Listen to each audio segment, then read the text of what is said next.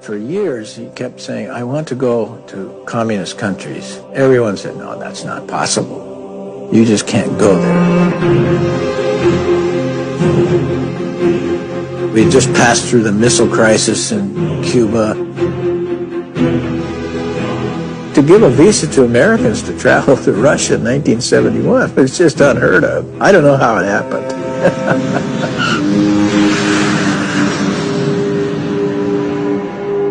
When I was in Moscow airport, as soon as they found Bhagavad Gita, they called police, custom checking. The policeman was kind enough. He said, not serious offense. Don't send him in the concentration camp. As we would pass churches, he would see that there were armed guards in front of the churches. Nobody was going in and out.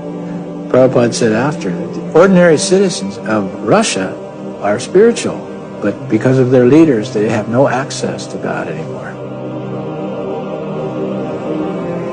I went to a bank to change some money. Outside the bank, there were two boys, and they came up to me. Do you have any Beatles records? I said, no, but the Beatles met my guru, and he's back in my hotel room. Wow! And they came back with me to meet Prabhupada.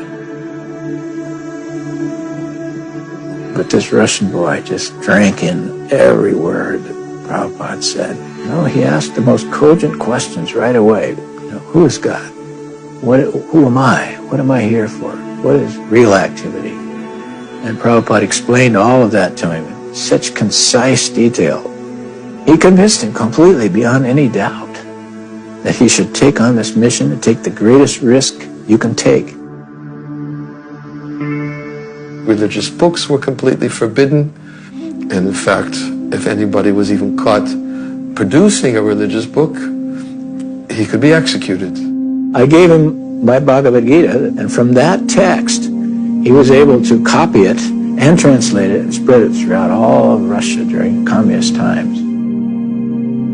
Some of the books were smuggled into the country, so they would make photocopies of them. I went to one flat and saw how all the devotees were sitting with photographed copies of each page, and they were stitching the books, putting them together, and going out. And from that one little seed, thousands of Krishna devotees came up.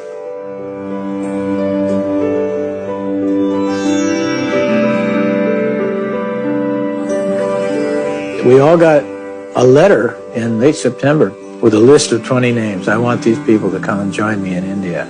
I just looked on the list, my name was on it, I was over the moon. India at last.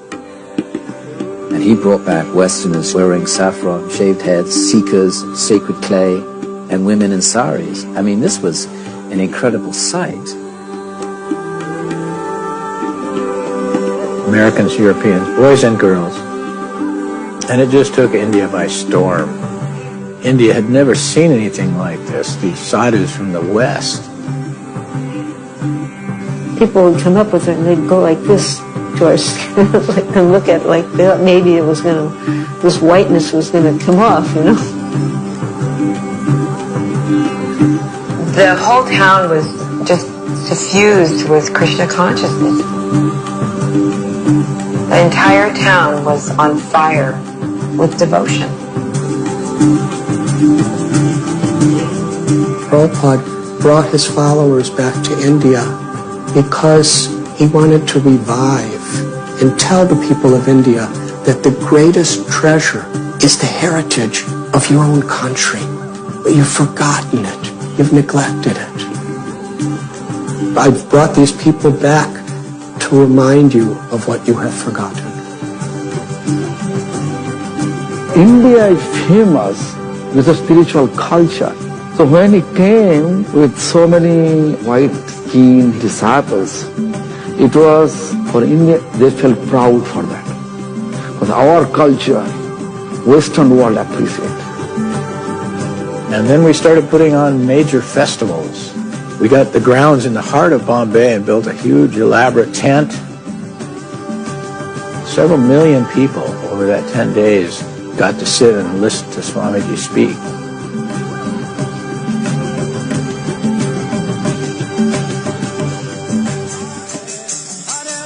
It's the Rath Yatra Festival coming to the heart of London from Jagannath Puri, India. There, it's a 2,000-year-old festival attended annually by over 1 million people. Here at Marble Arch, the number of worshippers may be less, but they are no less devoted to finding their eternal happiness in Krishna consciousness.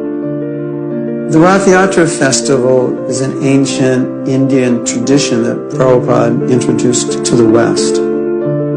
The deities spend the whole year in the temple, and this is the day that they come out of the temple so everybody can see them. People seem to really respond to that idea.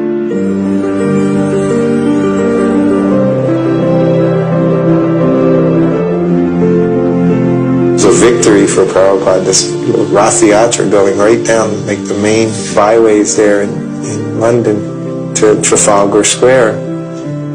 And he just danced and walked the entire way. This was conquering London, conquered the British.